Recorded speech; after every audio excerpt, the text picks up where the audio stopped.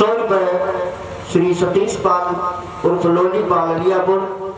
200 पुष्प मुद्राएं श्री मेवालाल पाल पूर्व प्रधान डिग्री और 100 रुपए श्री शिवलाल पाल अलियापुर और 100 रुपए श्री राजनारायण अलियापुर ये सहयोग प्रदान कर रहे हैं। बहुत बहुत धन्यवाद। सुना आप सभी लोगों ने धनुष तोड़ने वाले के विरोध में श्री परशुराम जी ने एक घोषणा कर दी, जय शिव धन तोरा साहस बाभ संग सोरी मोरा सो बिलगाव बिहारी समाजा और न तुम्हारे जन है सब राजा। धनुष तोड़ने वाला सो बिलगाव अलग कर दिया जाए और धनुष तोड़ने वाला यदि समाज से अलग ना किया गया तो महात्मा जी के द्वारा व्यवहार क्या किया जाएगा? तो कह रहे हैं कि सब राजा मारे जाएंगे। धनुष तोड़ने वाला यदि समाज से अलग ना किया गया तो समस्या फिर राजाओं के ऊपर है और राजाओं में भी 1-2 राजा न मारे जाएंगे। कह रहे हैं न तुम्हारे जंग है सभी राजा दंडित किए जाएंगे। लेकिन कब? जब धनुष तोड़ने वाला अलग नहीं हुआ तब। बढ़िया दंड विधान है, अच्छी न्याय संहिता है कि यदि धनुष तोड़ने वाला अलग ना हुआ तो फिर सभी राजा दंडित किए जाएंगे। मेरा ध्यान इन राजाओं की ओर केंद्रित हो गया। जिस समय मेरा ध्यान इन राजाओं की ओर केंद्रित हुआ तो हमें यह प्रमाण मिला कि मिथिला में 2 प्रकार के राजा हैं। एक राजा है तपस्वी देखी भूप अभिलाखे कूर कपूत मूढ़ मन माखे उठ उठ पहाड़ी सनहा अभागे और जहां तहां गाल बजावन लागे। ये दुष्ट प्रवृत्ति के राजा हैं। दूसरे राजा है साधु भूप बोले सुनबानी और राज समाज ही लाज लजानी। मिथिला में 2 प्रकार के राजा है, साधु राजा और दुष्ट राजा। परशुराम जी ने घोषणा कर दी कि न तुम्हारे जंग है सब राजा, और जब सब राजा मारे जाएंगे तो सब राजाओं में साधु राजा भी मारे जाएंगे और दुष्ट राजा भी मारे जाएंगे। तो मैं चिंतन करने के लिए बाध्य हो गया, क्या साधु राजा भी मारे जाएंगे? और यदि साधु राजा मारे जाएंगे तो ये न्याय है कि अन्याय है? ये धर्म है या अधर्म है? ये पाप है या पुण्य है? और सबसे बड़ी बात यह है, यदि परशुराम जी के द्वारा साधु राजा मारे जाएंगे तो ये परिचरित्र के साथ में न्याय कैसे कर पाएंगे? क्योंकि मैंने नहीं जाना है, मैंने नहीं सुना है, मैंने तो यही जाना है कि जब जब परशुराम जी ने फरसा चलाया है तब तब दुष्टम छत्रम भुवो भारम, जो दुष्ट प्रवृत्ति के छत्री थे, जो दुष्ट प्रवृत्ति के लोग थे, तो दुष्ट प्रवृत्ति के लोगों पर परशुराम जी ने फरसा चलाया है। तो दुष्ट प्रवृत्ति के लोगों पर फरसा चलाया है, ये ठीक है। पापी प्रवृत्ति के लोगों पर फरसा चलाया है, ये ठीक है। अधर्मी लोगों पर फरसा चलाया है, ये ठीक है। लेकिन यही फरसा अगर साधु पुरुषों पर भी चलता है तो ये फिर ठीक नहीं है। इस पर विचार करने की आवश्यकता है। क्यों? क्योंकि दुरुपयोग और सदुपयोग हर एक व्यक्ति करता है और हर एक वस्तु का करता है। सदुपयोग भी होता है और दुरुपयोग भी होता है, लेकिन जो सदुपयोग में लग जाता है उसको बुद्धिमान कहा जाता है और जो दुरुपयोग में लग जाता है उसको बुद्धिमान नहीं कहा जाता है। तो महाराज जी बुद्धिहीन थोड़ी है, बुद्धिमान है। और जब ये बुद्धिमान है तो बुद्धिमान का धर्म सदुपयोग में है, दुरुपयोग में नहीं है।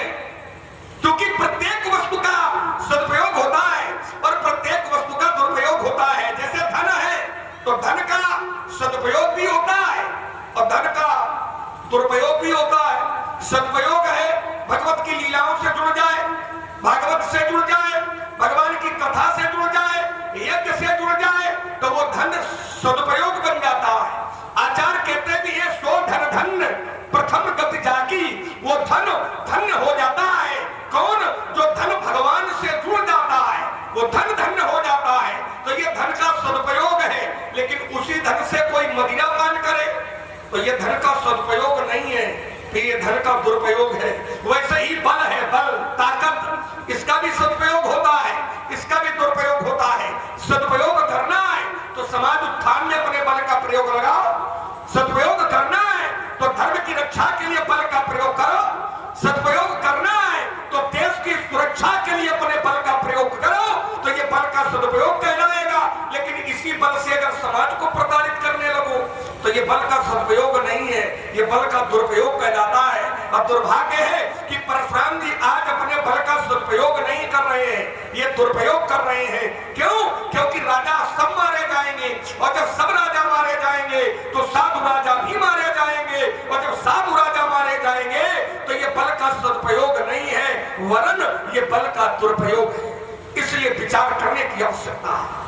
हाँ, इनकी एक समस्या है। समस्या क्या है?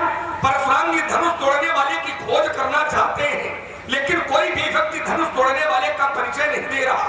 राजा जनक से इन्होंने पूछा भी था, कब? जब सुनत वचन फिर अनंत निहारे, देखे चाप खंड मही डारे, तो अतिरिक्त बोले वचन कठोरा, और कहू जड़ जनक धनुष के ही तोड़ा। धनुष किसने तोड़ा है उसका नाम बताओ। लेकिन परिणाम में क्या मिला कि अति डर उत्तर देत नभ नहीं, राजा ने कोई उत्तर नहीं दिया। ये इनकी समस्या है, ये समस्या का ताला लगा है। अच्छा, जब समस्या का ताला लगाओ तो ताला कैसे खुलता है? अगर ताला लगा है तो ताला कैसे खुलता है? तो ताला खुलने का सरल उपाय एक ही होता है। कौन सा होता है? यदि चाबी मिल जाए तो फिर ताला आसानी से खुल जाता है। चाबी मिले तो फिर ताला खुले, चाबी मिल जाए तो ताला आसानी से खुल जाता है। अच्छा, ये भी हम नहीं कहेंगे कि परशुराम जी के पास चाबी नहीं है, ये भी हम नहीं कहेंगे कि परशुराम जी के पास चाबी नहीं है। चाबी तो छोड़ो, इनके पास तो चाबियों का गुच्छा है। अब जब चाबियों का गुच्छा भी है तो फिर ताला लगा है, इसका क्या कारण है? चिंतन किया तो निष्कर्ष मिला कि इसका एक ही कारण है। क्या कारण है? कि परशुराम जी क्रोध में है, और क्रोध के कारण कौन चाबी उस ताले में लगाई जाएगी, इसके लिए इनकी बुद्धि ठीक ठीक काम नहीं कर रही है। क्यों? क्योंकि परशुराम जी जानकारी का ताला, ध्यान देना शब्दों पर, परशुराम जी जानकारी का ताला क्रोध की चाबी से खोलना चाहते हैं। लेकिन मेरा विचार कहता है कि जानकारी का ताला क्रोध की चाबी से नहीं खुलता है। जानकारी का ताला खोलना हो तो प्रेम की चाबी लगानी पड़ेगी, और जब प्रेम की चाबी लगाओगे तो जानकारी का ताला खुलेगा। लेकिन दुर्भाग्य है कि पंडित जी चाबी ही गलत लगा रहे हैं, तो जब चाबी ही गलत लग रही है तो फिर ताला खुलने वाला नहीं है। पंडित जी प्रणाम। महाराज जी साहब, सुई धनुष तोड़वा दिया गया। वही बात नहीं, टूट गया तो टूट गया, टूट गया है तो क्या करोगे तुम, क्या करेंगे हम, है ना? जो टूटना था टूट गया है। एक बात बता दे हमने तो एक ही टूटा है। हम जब छोटे थे ना तब बहुत धनु ही तोड़ी लड़काई, लड़काई में हमने बहुत तोड़ी है, और जब बहुत तोड़ी तब कब होना सरीस, असरीस का सरीस दो शब्द है, एक है अस और दूसरा है कस। अस माने होता है ऐसा, और कस माने कैसा। मेरा प्रश्न है, यदि धनुष के टूटने पर क्रोध है तो बाल्यावस्था में हमने बहुत तोड़ी है, और जब हमने बहुत तोड़ी तब कबहू ना असरिस, तब कभी भी ऐसा रिस माने क्रोध नहीं किया। तो क्या धनुष के प्रति ममता? और यदि ममता है, यदि ममत्व है तो कई हेतु, इसका क्या हेतु है, इसका क्या कारण है, व्यक्त करें पूज्यपाद प्रकाशमान। बैठी हुई समाज ने लक्ष्मण की वार्ता को बड़े ध्यान पूर्वक सुना। शास्त्र मत, शास्त्र का प्रमाणिक ग्रंथ को प्रमाणित करते हुए लक्ष्मण ने कुछ शब्द विशेष रूप में रखे हैं, जिसको मिथिला की बैठी हुई समाज ने बड़े ध्यान पूर्वक सुना। एक शब्द निकल के आया, मिथिला में दो प्रकार के राजा हैं, एक है साधु और एक है असाधु, एक है दुष्ट राजा और एक है जो है साधु राजा। तो जो दुष्ट प्रवृत्ति के राजा हैं उनके विचार कुछ अलग हैं, और जो साधु प्रवृत्ति के राजा हैं उनके विचार अलग हैं। तो जिनके कछ विचार मन माही तो चाप समीप महीप न जाई। अर्थ ये निकल के आया कि जो साधु राजा है वो धनुष नहीं तोड़ना चाहते हैं। इसका अर्थ ये निकल के आया भाई चाप समीप महीप न जाएंगे। तो क्यों न जाए? क्योंकि वो ये चाहते हैं कि शंकर जी का धनुष न टूटा है, इसीलिए तो नहीं गए। और नहीं चाह रहे थे कि टूट जाए तो वो भी प्रयास करते, लेकिन उन्होंने प्रयास नहीं किया। और जो दुष्ट प्रवृत्ति के राजा है तो उन दुष्ट प्रवृत्ति के राजाओं ने पूरा प्रयास किया। भूप साहस दस एक ही बारा और लगे उठा मन पटर ही ना तारा। विचार करो, तो इसका मतलब यह है कि जो दुष्ट प्रवृत्ति के राजा है वो चाहते थे कि शंकर का धनुष टूटा है, और जो साधु राजा है वो नहीं चाहते थे कि शंकर का धनुष टूटा है। तो अर्थ ये है कि जो साधु राजा है वो सात प्रवृत्ति के राजा है, तो उनको मैं साधुवाद देता हूं कि वो नहीं चाहते थे कि शंकर का धनुष टूटा है। अब रही बात दो प्रकार के राजा हैं। परशुराम जी की घोषणा है कि सब मारे जाएंगे, तो ये धर्म नहीं है, ये अधर्म है। क्योंकि साधु मारे जाएंगे ये धर्म नहीं है, इसको धर्म नहीं कहा जाएगा लक्ष्मण के शास्त्र के अनुसार। क्योंकि परशुराम अवतार कोट के हैं, लक्ष्मण का वाक्य निकल के आया है दुष्टम छत्र कुओ भारम। परशुराम दुष्टों के लिए आया है। परशुराम का अवतार काहे के लिए है? तो कहा परित्राणाय साधु नाम विनाशाय दुष्टनाम और धर्म संस्थापनार्थाय संभवामि युगे युगे। तो परशुराम अवतार कोटि है और दुष्टों के लिए धरती पर आते हैं, ऐसा लक्ष्मण का मानना है। इसमें मेरा एक तर्क शास्त्र मत लक्ष्मण के प्रति है। जब धर्म की आड़ में अधर्म पल्लित होता है तो परमात्मा उस अधर्म के साथ साथ धर्म को भी नष्ट कर देता है। ये चिंतनीय विषय है।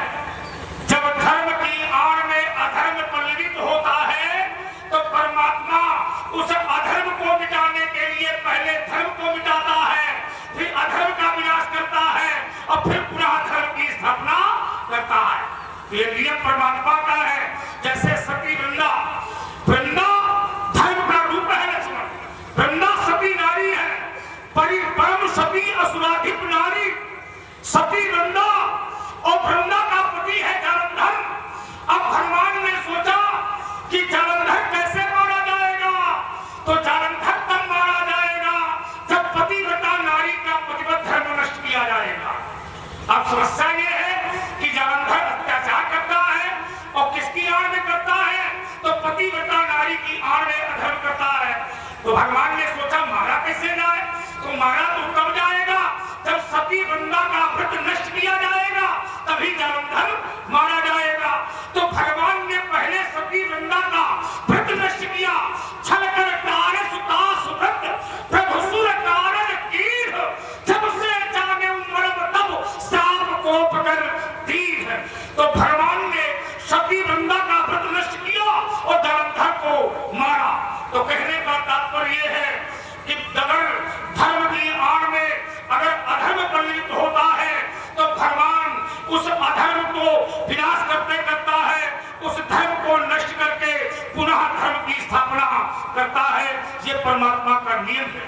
दूसरा एक मत लक्ष्मण का यथावत आ गया, शब्द बहुत अच्छे थे। लक्ष्मण ने कहा परशुराम जी, जो आपने जो चाबी लगाने का प्रयास करते हो, ये चाबी ठीक नहीं है, ताला तो लगा है, लेकिन जो चाबी है वो ठीक नहीं लग रही है, क्योंकि उसमें आपकी बुद्धि काम नहीं कर रही है। बुद्धि तो है पर बुद्धि सही ढंग से बैठ नहीं रही है। देखो, बुद्धि को बैठाया नहीं जाता है, चाबी बैठाई जाती है। पर लक्ष्मण ने एक संकेत किया कि परशुराम जी के पास पूरा का पूरा गुच्छा है। हाँ, ये सही कहा लक्ष्मण ने। परशुराम के पास हर समस्या की चाबी है, जिसका नाम है पर्स। ये हर समस्या की चाबी है। चाहे जैसा ताला तुम लाओ, अपने आप खुल जाता है, बस इसको लगाना बस पड़ता है। चाहे बड़ी बड़ी समस्या हो। बहुत ऐसे लोग होते हैं कि हाथ जोड़ने से नहीं मानते, लेकिन ये मिला के देंगे तो मान जाते हैं। तो क्यों? हर समस्या की चाबी हमारे पास में है। परशुराम ने अपने जीवन काल में जब भी प्रयोग किया है तो पर्स को आगे कर दिया है और मैं पीछे हो गया, है ना। तो विचार मेरा ये पहुंचा। तो लक्ष्मण ने कहा, बहुत हम ही तोड़ी लटकाई कबहू ने श्री कीम गुसाई, मैंने बाल्यावस्था में बहुत सारी धर्मियां तोड़ी है। देखो खेल खेल में कोई बालक अस्त्र या शस्त्र तोड़ देता है तो बड़े बुजुर्ग लोग उसमें ध्यान नहीं देते हैं, कह देते हैं चलो लड़का है हटाओ, तोड़ दिया होगा। क्योंकि जो लड़का कभी अगर करेगी, लड़का अगर गलती करता है तो माता पिता लोग ध्यान नहीं देते हैं, कह देते हैं चलो बालक है हटाओ, अबोध है, अज्ञान है। माता की गोद में बैठा हुआ बालक माता की छाती में लात मारता है राजकुमार, माता उसे पैमान पिलाती है, पैमाने दूध पिलाती है, माता की छाती में लात मारता है, माता के केस माने बाल पकड़ के खींचता है, लेकिन माता उसे मारती नहीं है, माता उसे गोदी से नहीं फेंकती है। जो कहीं केस करे जो खाता तो कौन है उतारे, माता उसे नहीं मारती है। विचार करो, लेकिन वही लड़का लक्ष्मण जैसा ही वही बालक यदि लक्ष्मण जैसा हो जाए और फिर माता जी के लात में मारे तो समाज का कोई विद्वान कोई भी अच्छा नहीं रहेगा। इसमें विचार करो, चिंतन करिए। ऋण पालक काल विस्फोरक संहार धर्म ही संत प्रार्थन दिलित सकल संसार गौरव। और आप हैं श्रीमान जी इंद्रपाल पाल निरखी ग्राम सभा के वर्तमान प्रधान। आपकी तरफ से 25 पुष्प मुद्राएं भार्गव जी के चरणों में और 25 पुष्प मुद्राएं लखन जी के चरणों में भेंट की जा रही। बहुत बहुत धन्यवाद है, साधुवाद। आइए सभी लोग अपने अपने कान मेरी ओर केंद्रित करें और मेरा एक छोटा सा निवेदन है समाज से, यदि अच्छा लगे तो स्वीकार करिए। जो लोग पीछे बैठे हैं वो लोग अपना अपना आसन ले करके अर्थात कुर्सियां ले करके यदि वो थोड़ा आगे आ जाएंगे तो थोड़ा अच्छा लगेगा, एक समाज भरी भरी लगेगी। ऐसे आप लोग दूर बैठे हो तो थोड़ा अच्छा हम लोगों को कम लग रहा है ना। बाकी सुनना और सुनाना ये बहुत कुछ श्रोताओं पर निर्भर करता है, श्रोताओं की कोट के अनुसार पात्र सुनाता है। तो आप सभी लोग आगे आ रहे हैं, हमारी बात स्वीकार की है, इसके लिए मैं सभी लोगों को हृदय से साधुवाद देता हूँ। क्योंकि जब पास में बैठोगे, अच्छा कुर्सियां जरूर आगे डाल रहे हो, लेकिन ये भी ध्यान रखो कि तुम्हारे पीछे कोई जमीन में भी बैठा है, इस बात का भी ध्यान रखिए, है ना। कुर्सी डालनी हो तो जो लोग पीछे बैठे हैं उनको भी कोई दिक्कत ना हो, वो जमीन में बैठे हैं, आप लोग कुर्सी पर बैठे हैं तो उनके आगे ना बैठो, इस बात का भी ध्यान रखना चाहिए। आइए, जहां से महाराज जी ने विराम लगाया है, मैं अपने तर्क की दूसरी श्रृंखला का वहीं से शुभारंभ कर रहा हूं। परशुराम जी ने कहा कि लक्ष्मण देखो बालक छोटा होता है तो माता का पैपान करता है, पैमाने दूध, बालक छोटा होता है माँ की गोद में लेता है, माता का दुग्धपान करता है, माता के बाल पकड़ता है, आवश्यकता पड़ती है तो बालक अपनी माँ को मारता भी है। शास्त्र में पंक्ति भी है कि जो कहीं केस करे जो धाता कहू न है तो उतारे माता। माता की गोद में बच्चा लेता है तो गोद में लेता है, छोटा है, अबोध है, तो माता का पैपान कर रहा है, दुग्धपान कर रहा है, माता के बाल पकड़ता है, माता को मारता है। आपने कहा कि वही बालक मान लियो लक्ष्मण कितना हो जाए और फिर अपनी माँ थाली का मारे, हाँ बिल्कुल गलत है। बालक छोटा है, माँ का दुग्धपान करता है, माता के बाल पकड़ता है, खींचता है, माता को मारता है, तो बालक पर कोई दोष नहीं लगता है। क्यों? क्योंकि बालक अबोध है, बालक छोटा है,